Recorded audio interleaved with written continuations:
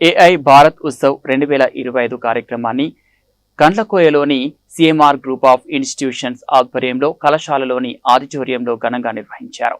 ఈ కార్యక్రమానికి ముఖ్య అతిథిగా మేడ్చల్ శాసనసభ్యులు చామకూర మల్లారెడ్డి హాజరయ్యారు. ఈ సందర్భంగా విద్యార్థులను ఉద్దేశించి మల్లారెడ్డి మాట్లాడుతూ ప్రపంచంలోని పలు దేశాలు ఆర్టిఫిషియల్ ఇంటెలిజెన్స్ వాడకంలో ముందున్నాయని, భారతదేశంలో కూడా ఆర్టిఫిషియల్ ఇంటెలిజెన్స్ ను ఉపయోగిస్తూ ఆధునికంగా విద్యార్థులు ముందుకు సాగాలని సూచించారు.